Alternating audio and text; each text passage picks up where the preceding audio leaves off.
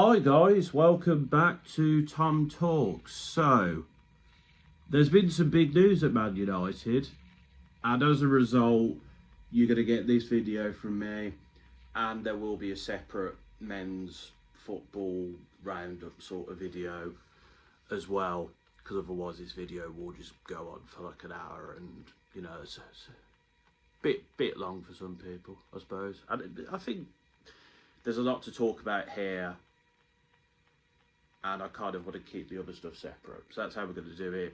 Women's football video is also coming soon as well, so stay tuned for that. But Ruben Amorim has been sacked as the Manchester United manager, and I didn't think it would happen this quickly, but after his comments in the aftermath of the Leeds game, you kind of go, yeah, this was coming. We'll quickly just go over the results from the last month. And yeah, it's not been great. We drew 1-1 with West Ham. I didn't see the game because I was at a gig, but Dalot gave us the lead, and I think Xerxes was very close to scoring as well.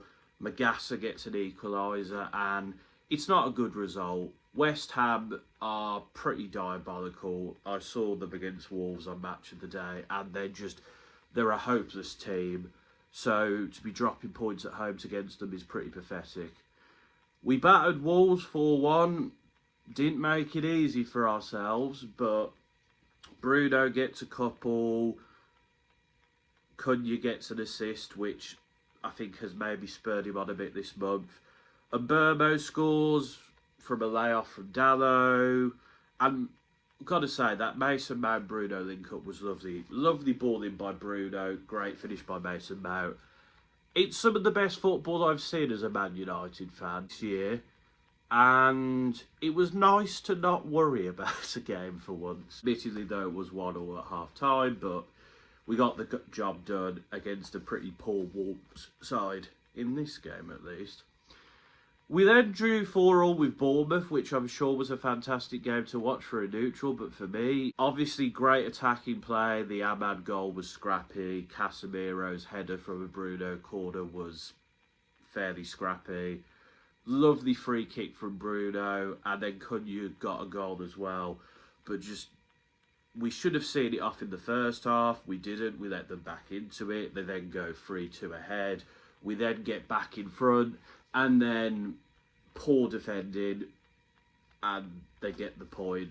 But just very good attacking play. Could have scored more, but poor defending. Very poor defending, I've got to say, in this game. And in a lot of games this month, to be fair, which is probably why we only have 2 clean sheets this season, which is pretty pathetic. We lost 2-1 to Villa. I thought we played decently in this game. We just didn't take our chances. And Morgan Rogers just scored 2 goals because our defence, particularly Lenny Yoro, couldn't handle him. Cunha gets a goal. Was a nice moment where Dorgu takes advantage of a mistake and puts it through, and it is a lovely finish from Cunha. I'm a bit disappointed we didn't get anything from this game, but I sort of thought to myself, okay, you know, it's Villa. Villa's a good team, and I think it was our first game since Ahmad and Burmo and Mazwari went to AFCON, and I thought to myself, okay, you know, it's not the end of the world. But of course, Bruno Fernandes went off injured in that game, and we've really missed him. We beat Newcastle 1-0. Lovely volley from Dorgu. Nice to see him get his first goal. I've got to say, he's been one of our better players during this period. He seems to have kicked on a bit. And we defended really well in this game. I think Newcastle missed a lot of chances, but, you know, we kept a clean sheet. I've got to say, San Lemans, you can talk about the Bournemouth free kick, but I think he's been pretty good in goal. I think if he had a better defence, we would keep a lot more clean sheets. I can't really hold him to account, and he's far better than Onana and Binder have been. But yeah, it was a good point. Aidan Heaven looked good in this game. Lisandro Martinez did. Luke Shaw did. It was a good, solid performance against a decent team, and we kept a clean sheet. Mason Mount, though, is injured then, and we are very threadbare for the next 2 games. We drew 1-1 with Wolves, with Xerxes scoring a really... It took a big deflection. Wolves then equalised, and they basically just kind of sat back, really. They had a few chances. Dorgu obviously has a goal ruled out for offside. Sesko should have scored in this game, and I am starting to worry about him, the chances he's not taking. His movement on the ball does remind me a bit of Højlund as well. I don't know. I'm not convinced by Sesko, to be quite honest. But yeah, to draw with Wolves, I know they almost got points at Arsenal and Liverpool, but it's poor. It's a poor result. And then against Leeds, Cunha has a goal ruled out for offside. There's other moments where we should have scored. They take the lead. Xerxes comes off the bench and sets up Cunha for the equaliser, but again, we don't have what it takes to win games. I think a draw away at Leeds isn't a terrible result, especially as, you know, we're 6th in the league, we're level on points with Chelsea, we're 3 points off Liverpool, and also Leeds are on a good run of form, and Ellen Road is a hard place to go to. You can't go through that period of playing a team in the bottom half who's doing terribly, the worst team in the league twice, a team who hasn't won a game in 11, 12 games, a Newcastle side, well, we beat them, so discount that. And then Leeds, I'm not going to be too mad at the Leeds points, not the end of the world, we probably should have won the game. But it's not good enough. So from that perspective, you go, some might say, oh, okay, the manager's not doing well enough. He's not been convincing in games where we should have won. And that is true. But I think it's because clearly there's been something happened. Amorim, I think, by the sounds of it, has a disagreement with people up top. I mean, it's very clear that, you know, he's made comments about our youth players not being good enough. I didn't like that, to be honest. You know, obviously there's the Kobe Mainu stuff, but like throwing shade towards like Henry Amas, who's been doing quite well for Sheffield Wednesday, to the point where Stoke want to take him on loan now. And like Chido Obi, like I don't get it. That comment there was when I was starting to lose him a bit. I mean, I don't think this has been a great appointment, and he hasn't done great. But we are about where we want to be in the league, admittedly, because it's been a very topsy-turvy season. But in terms of league placement, I don't think you can sack him for being 6th in the league, to be quite honest. And I mean, if we're being honest, we're missing Bruno, Mason Mount, Ahmad, and Burmo.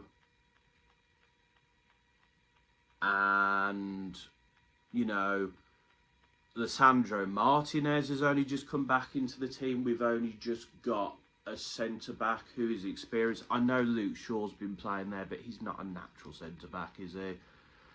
Casemiro and Agarty as a midfield duo isn't good enough. We need another midfielder, but it sounds like the board didn't want to back him there. But realistically, if the board is being serious about getting Champions League next year, we have to sign a midfielder. We probably need to sign some new wing-backs, because like Dallo and Dorgu have been decent in this period. They're getting goals and assists, but they're not good enough, really. Dallo especially, I think we've seen the best of him in a United shirt. Dorgu, I think, is getting better, but he does need some competition in that position. And technically at the moment he doesn't, because Luke Shaw is playing as one of the centre-backs. Dallo obviously did with Ahmad, but Ahmad's an AFCON. Ahmad is also not a wing back, if we're being honest. He doesn't look comfortable doing the defensive stuff, but he's playing there because Burmo is playing as one of the two cams. We needed to sign some new players, and I have a feeling that the board said to him, that's not happening. And, I mean, if we got rid of Mainu and Xerxes as well, like, our squad depth at the moment is very threadbare. Like, look at the bench. We had to... Tyrell Malacia was playing for us again the other day. Someone who was supposed to be gotten rid of. And Amorim was backed. He got a Burmo, who's been decent. He got Cunha, who's been very good. He got Sesko, who's not been great. But, you know, we do need to bring some other players in. It's very clear. I think everyone has said we need another centre midfielder.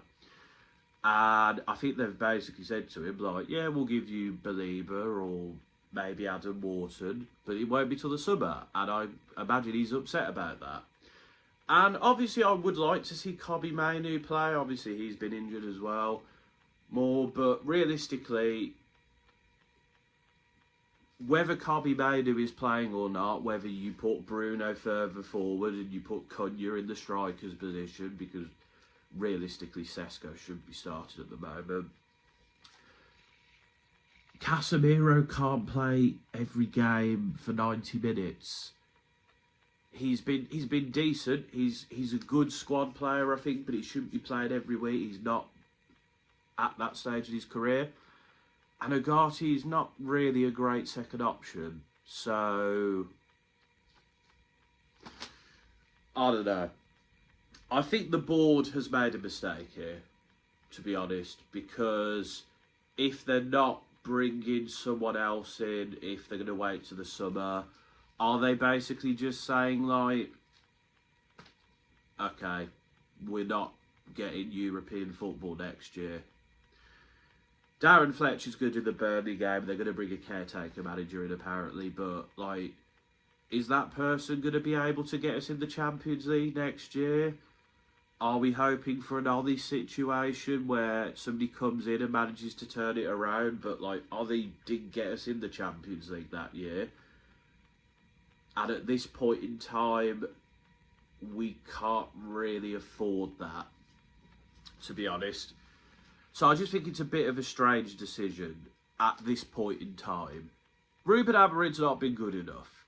And if the board said at the end of this year, like, you know, thanks, but we need someone else to do the job, then fair enough.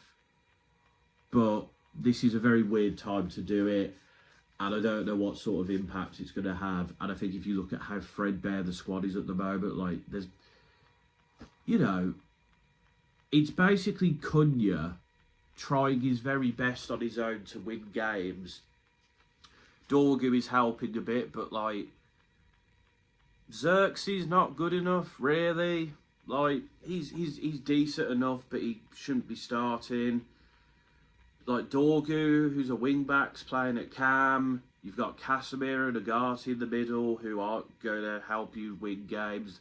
Casemiro can pop up with a header. He's a good defensive midfielder, but he's not going to do that. I don't know. I really don't know what the thinking was. I don't think it was the right decision, but there we go. As for who's next, I don't know. Who would I like to see? I don't know, to be honest. Glasner, I hear, but the players can't play Amorim's system. And Iriola hasn't looked good at Bournemouth this year. I'm not sure about him. Xavi, maybe. Is it? But will it be different at Man United? Definitely not Gareth Southgate. Just toss that idea in the bin. Honestly, don't know. I really don't. But we got Burnley next. See what happens in that game. But that is my thoughts on Ruben Amorim sacking. don't know what to. The merry-go-round just keeps happening. Changes a little bit, but we always come back to the same point of United going, yeah, let's just get rid of him and replace him with someone else. Oh, get rid of him. Oh, get rid of him. Yeah, that's my thoughts on Ruben Amorim being sacked, our poor form in December, and I guess I briefly covered who may be next, but I don't really have any faith at this point. Let me know your thoughts in the comments on the sacking. Who you think's going to be next? Do you think our season could be saved? Do you think we'll sign anyone? Who do you think we should sign? But until next time, folks, this has been Another Tom Talks.